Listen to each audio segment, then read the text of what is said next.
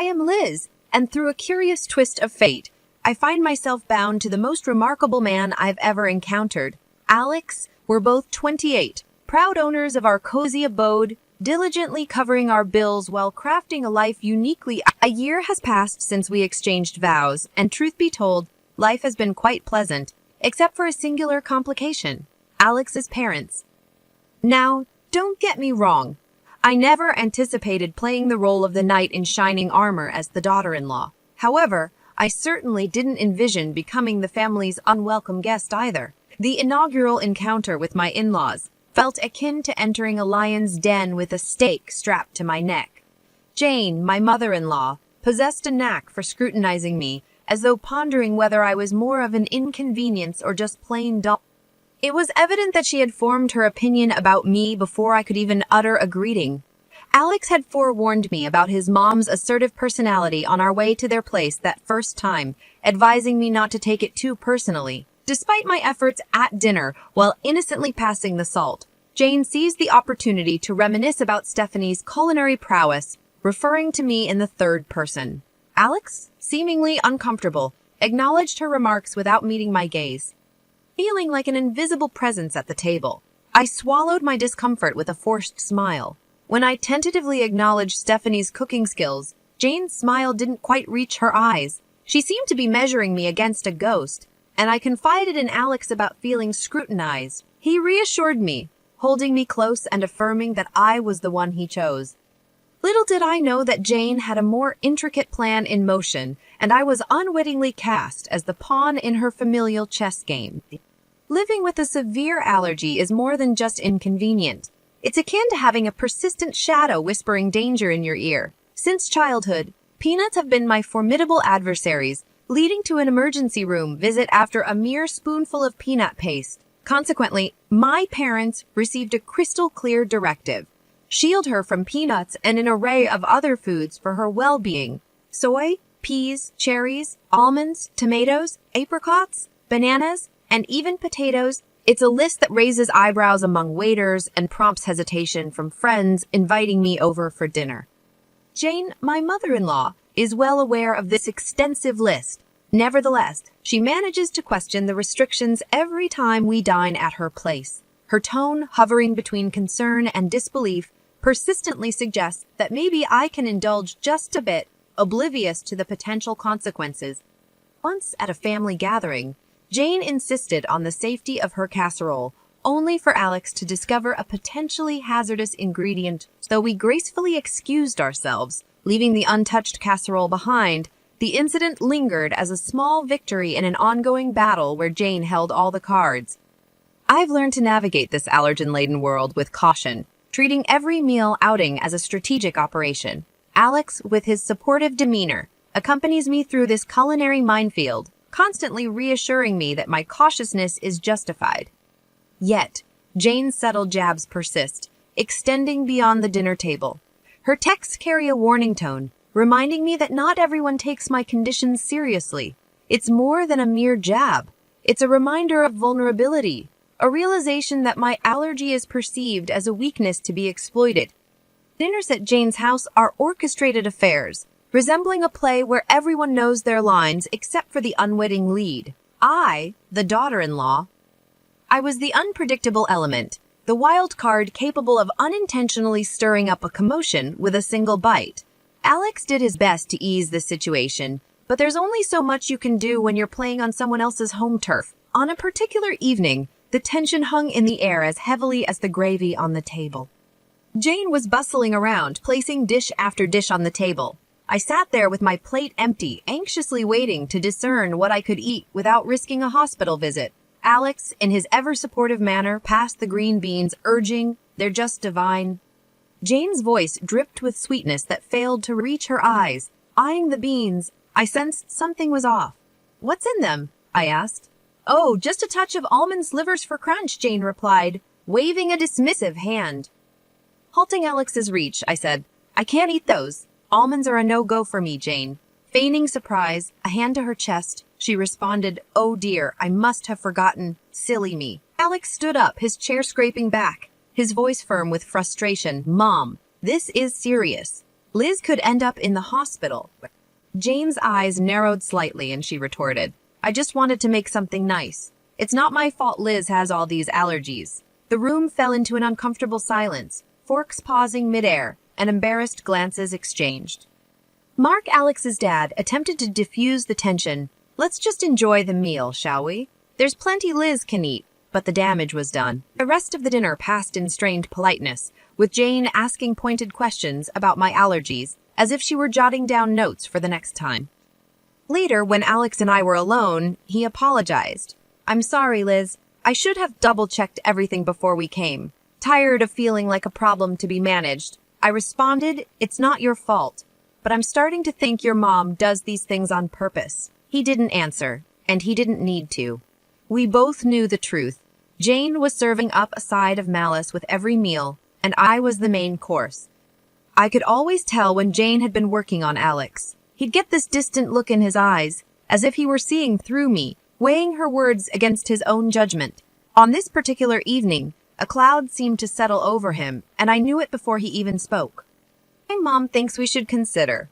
Well, she thinks we might not be thinking about the future enough, Alex muttered, not meeting my eye as he fumbled with the TV remote. The future? I asked, a sinking feeling in my gut. Yeah, kids and your health issues, he continued, the word issues hanging awkwardly in the air between us.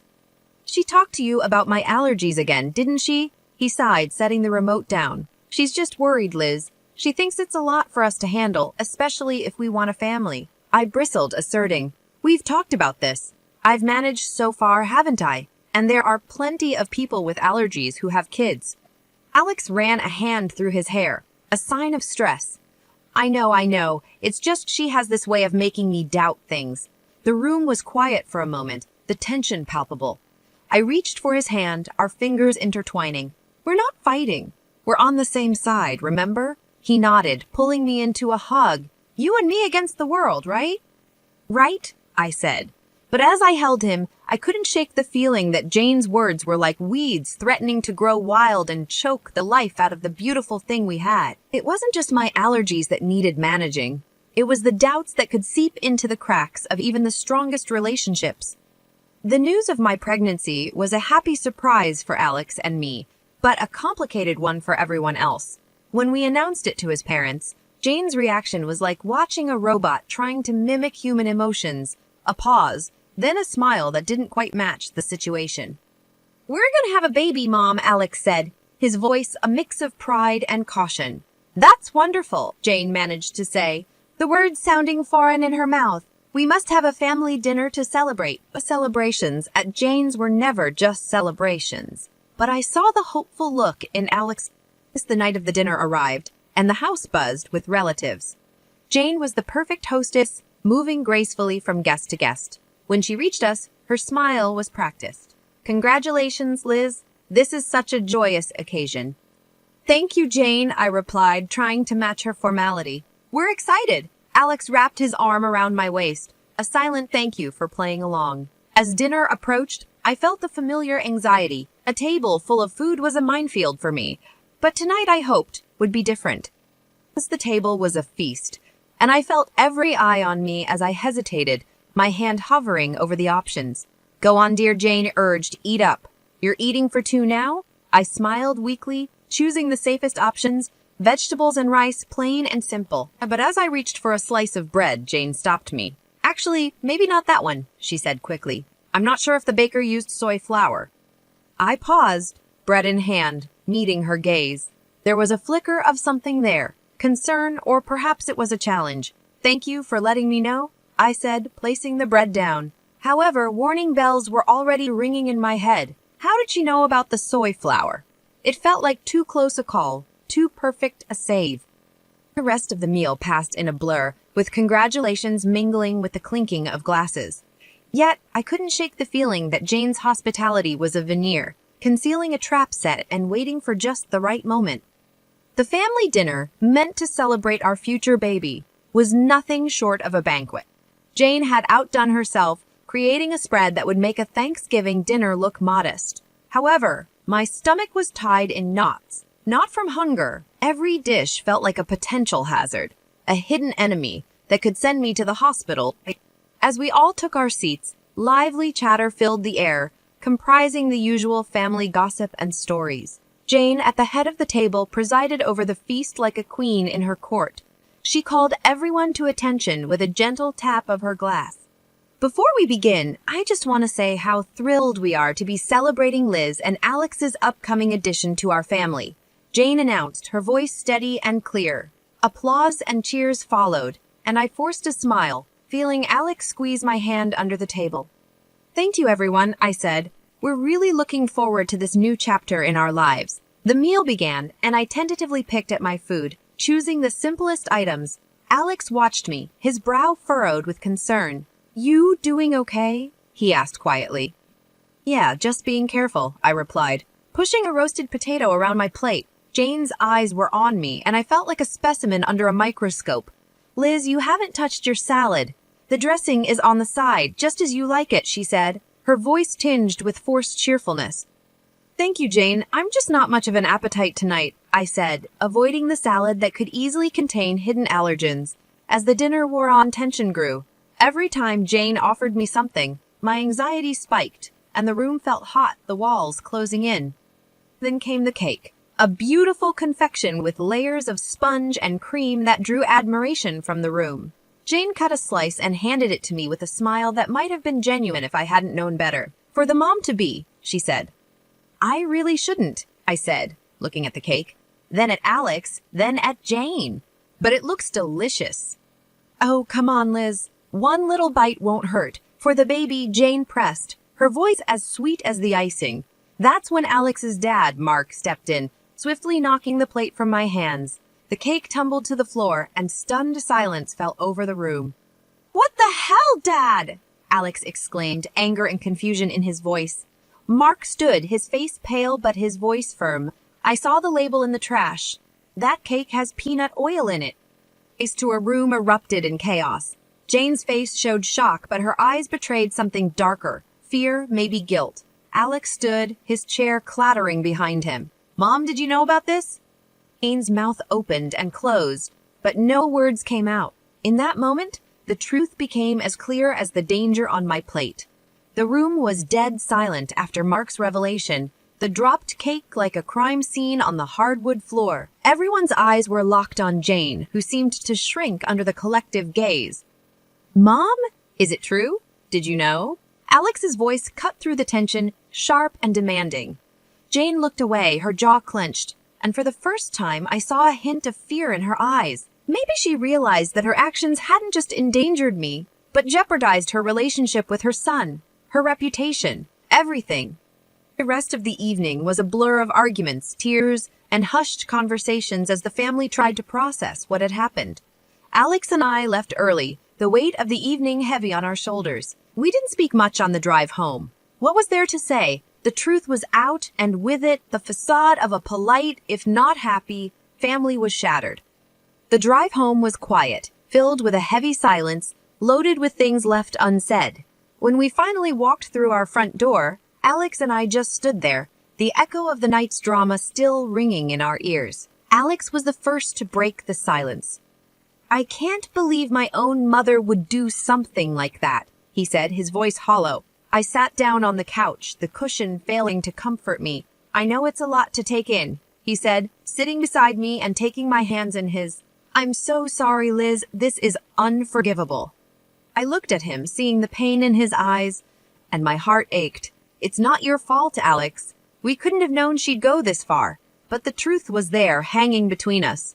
Jane had crossed a line, and there was no going back. The family was in pieces. Some stood by us, shocked and appalled by Jane's actions, while others struggled to wrap their heads around the reality of the situation.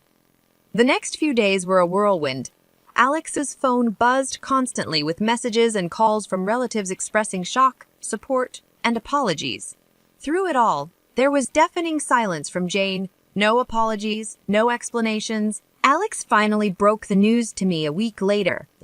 "My dad's left her. He can't get past what she did," he said, a twinge of something like regret in his tone. He said it's been a long time coming.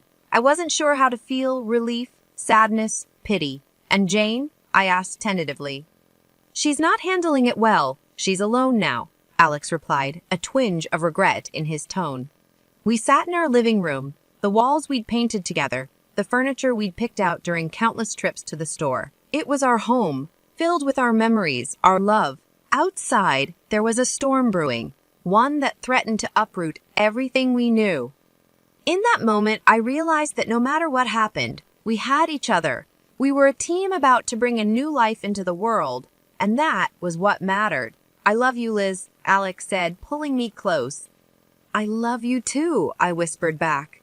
The fallout from that night would linger, and the scars it left on our family would take time to heal. But as I looked at Alex, at the life we'd built and the future we were about to embark on, I knew that we'd weather any storm together. As for Jane, she was a chapter in our lives that we had closed, a story that we wouldn't let define us. From now on, it was just us, our baby, and the road ahead. Whatever it brought,